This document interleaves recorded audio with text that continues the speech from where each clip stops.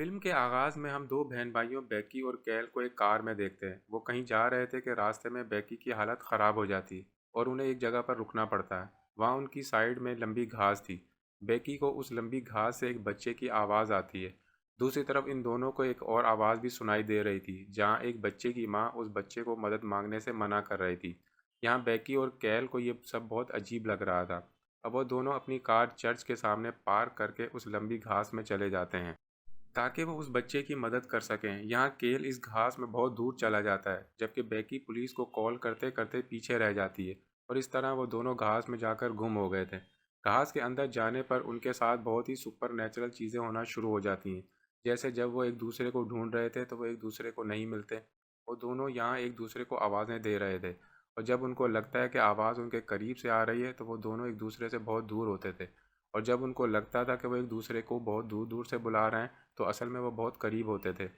अब यहाँ बेकी ऊंची आवाज़ में बोलते हुए कैल को एक आइडिया देती है। वो कहती है कि हम दोनों एक ही टाइम में जंप करते हैं, जिससे हम एक दूसरे को देख सकेंगे। अब वो दोनों ऐसा ही करते हैं और जंप लगाकर वो एक दूसरे को देख भी लेते हैं। और जब वो लोग दोबारा जंप करते हैं तो वो एक दूसरे को नहीं देख पाते। ये बात उनको बहुत ज़्यादा डरा देती है। अब वहाँ बेकी और केल को एक दूसरे को ढूंढते ढूंढते रात हो गई थी।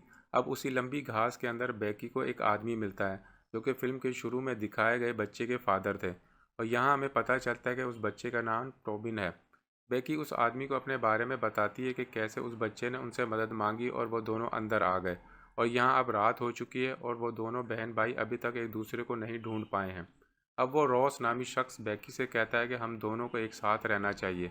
शायद हम दोनों साथ रहकर केल को ढूंढ सकें। अब दूसरी तरफ बेकी के भाई के पास टॉबिन आता है।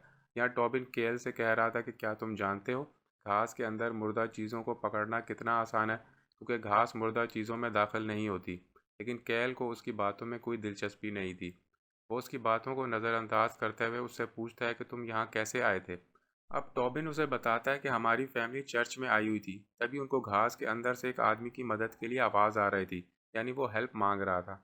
वो बताता है कि हम जैसे ही घास के अंदर आए तो वो आदमी भी हमें नहीं मिला और हम तीनों भी एक दूसरे से जुदा हो गए। इसी के साथ टॉबिन कैल से कहता है कि मुझे मालूम है कि तुम्हारी बहन बैकी मर जाएगी। ये सब सुनकर कैल को काफ़ी अजीब लगा था, क्योंकि टॉबिन ने अभी तक उसकी बहन बैकी को नहीं देखा था और ना ही कैल ने उसे अपनी बहन के बारे में बताया था। कैल उससे पूछता है कि तुम ये कैसे जानते हो। तब टॉबिन उसे कहता है कि मुझे एक रॉक ने बताया है और रॉक को ये सब घास ने बताया है, जो कि सब जानती है। कैल को टॉबिन की सारी बातें बेकार लग रही थीं, इसलिए टॉबिन कैल को इस रॉक के पास ले जाता है और उससे पहले कि कैल उस रॉक को हाथ लगाता, उसे बेकी की आवाज़ आती है और कैल घबरा कर दोबारा बेकी को ढूंढने लगता है। यहाँ इसी दौरान घास के अंदर हम एक और आदमी को आता हुआ देखते हैं।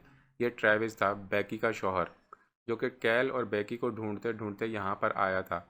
और यहाँ पर भी उसे सबसे पहले उसे टॉबिन मिलता है, जो उससे कहता है कि मैं जानता हूँ कि तुम यहाँ बेकी को तलाश करने आए हो। और वो उसे ये भी बताता है कि बेकी तो मर गई है।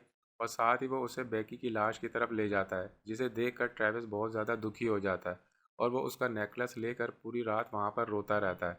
सुबह होती है और ट्रेविस भी उस लंबी घास से बाहर निकलने की कोशिश में लग जाता है, लेकिन ट्रेविस भी घास से बाहर नहीं निकल पा रहा था। अब ट्रेविस को उस लंबी घास के बाहर से किसी बच्चे की आवाज़ आती है और वो इस बच्चे को हेल्प के लिए बुलाता है और यहाँ पर ये बच्चा टॉबिन ही था।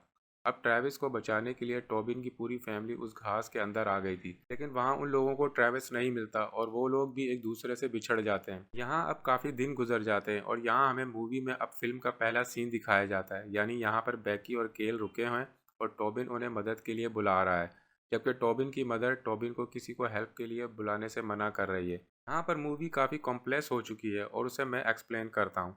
असल में ये फिल्म एक ना ख़त्म होने वाला साइकिल है और इस मूवी के तमाम किरदार इस टाइम लूप में फंसे हुए हैं। ये साइकिल इस तरह चल रहा है कि ट्रेविस के बुलाने पर टॉबिन अंदर आया था और टॉबिन के बुलाने पर कैल और बेकी। जबकि मूवी में हम देख चुके हैं कि ट्रेविस बेकी और कैल को ढूंढते हुए यहाँ आया था। यानी ये एक कॉम्प्लेक्स साइकिल है जो कि फिल्म में काफ़ी देर से चल रहा है।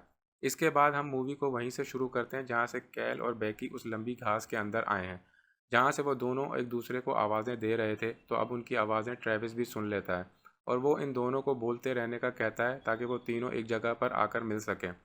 अब बेकी और कैल ट्रेविस से पूछते हैं कि तुम यहाँ क्या कर रहे हो, और तब ट्रेविस इन दोनों को बताता है कि तुम दोनों पिछले 2 महीनों से गायब हो, मैं तुम्हें ढूंढता हुआ यहाँ आया हूँ। और ये बात इन दोनों को काफ़ी अजीब लग रही थी क्योंकि वो दोनों यहाँ पर सिर्फ 2 दिन पहले ही आए थे, और ऐसा बैकी और कैल को इसलिए लग रहा था क्योंकि ये उनका दूसरा साइकिल था जो कि इस फिल्म में चल रहा है।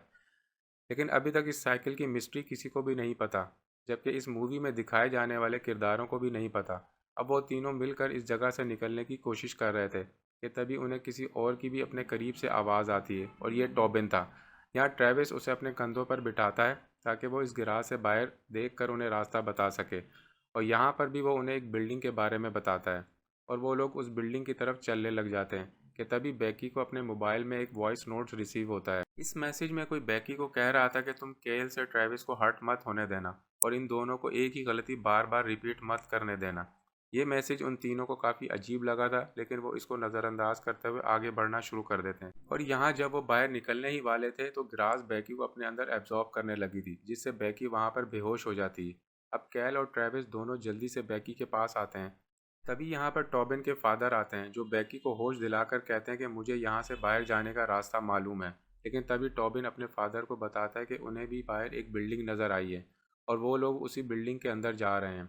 और उसके बाद जैसे ही टॉबिन अपने फादर के कंधों पर बैठकर बिल्डिंग देखता है तो उसे वहाँ पर कोई बिल्डिंग नज़र नहीं आती। ये देखकर वो लोग रॉस के साथ बाहर निकलने पर राज़ी हो गए थे। यहाँ रॉस उन्हें बाहर ले जाने के बजाय एक चट्टान के पास ले आता है और उन्हें इस चट्टान को छूने के फ़ायदे बताना शुरू कर देता है। अब जैसे ही केल इस चट्टान को टच करने ही वाला था कि टॉबिन की मदर वहाँ आ जाती है, और वो इस चट्टान को टच करने से मना करती है। वो बताती है कि रॉस ने उसे यहाँ तकलीफ़ दी है और साथ ही उसने यहाँ पर बैकी को मरे हुए भी देखा है।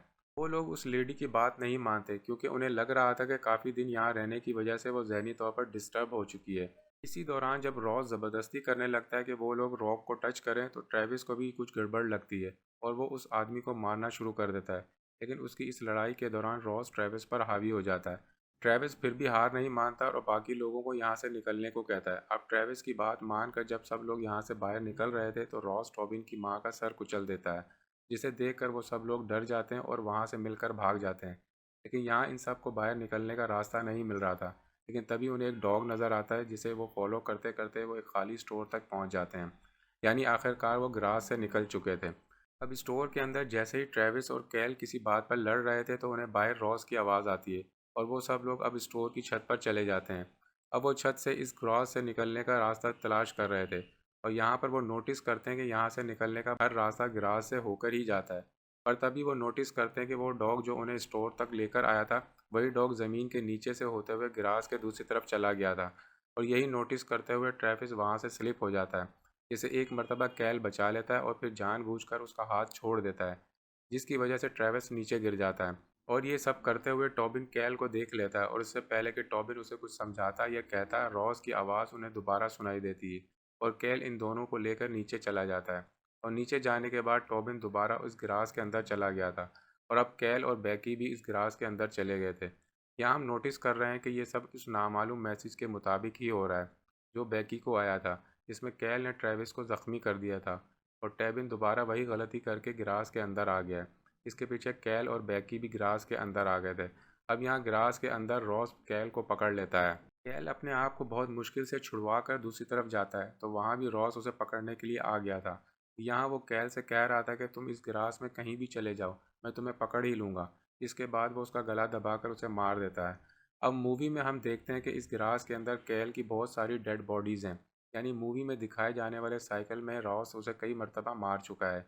यहाँ से बैकी डर कर वहाँ से भाग रही थी तो उसे वहाँ पर ग्रास मैन नज़र आते हैं, जिनकी बॉडी पर फेस की जगह घास थी। अब वो ग्रास मैन बैकी को उठाकर उसी चट्टान के पास ले आते हैं जिसके पास उन्हें रॉस लेकर आया था। यहाँ चट्टान के पास बेकी अपने बेबी को बर्थ देने वाली थी, और तभी वहाँ पर एक होल होता है जिसमें हम देखते हैं कि बेकी पहले ही कई मरतबा अपने बेबी को बर्थ दे चुकी है। और बेकी अब यहाँ पर अपने ही फ़ोन पर कॉल करती है ताकि अगले साइकिल में बेकी यहाँ पर ना आ सके। यानी वो जो नामालूम कॉल बेकी को आई थी वो बेकी ने खुद ही की थी। ये कॉल करने के बाद बेकी बेहोश हो गई थी, और जब उसे होश आता है तो वो अपने पास अपने भाई कैल को देखती है जिसके हाथ में बेकी का बेबी था। ये देखते ही वो दोबारा बेहोश हो गई थी, और अब जब उसे होश आता है तो वो देखती है कि कैल उसे कुछ खिला रहा है, और केल बेकी से कहता है कि वो उसे ग्रास खिला रहा है, लेकिन असल में केल उसे उसका बेबी खिला रहा था। और तभी वो लड़का एकदम से केल से रॉस में तब्दील हो जाता है, यानी असल में वो लड़का रॉस था। उसके बाद हम ट्रेविस और टोबिन को देखते हैं, जहाँ टोबिन ट्रेविस को बता रहा था कि मेरे डैड इन लोगों को बार बार मारेंगे। असल में टोबिन और ट्रेविस नए टाइम लूप के आगाज़ में थे, जहाँ टोबिन उसे टाइम लूप के मुताबिक चीज़ें बता रहा था। अब टोबिन और ट्रेविस उस चट्टान के पास आ जाते हैं। रॉस ट्रेविस को बहुत बुरे तरीके से मारने लगा था और साथ ही अपने बेटे से ज़बरदस्ती वो चट्टान को टच करवा रहा था, लेकिन बेकी पीछे से आकर रॉस को मार देती है और यहाँ ट्रेविस ना चाहते हुए भी उस चट्टान को हाथ लगाता है। इसे हाथ लगाते ही उसे अजीब कुछ होने लगा था। यहाँ रॉस अब मर गया था और ट्रेविस को उस चट्टान पर हाथ लगाने की वजह से उस गिरास के तमाम रास्ते पता चल गए थे और उस पर एक कर्स आ गया था कि वो कभी भी इस गिरास से बाहर नहीं जा सकता।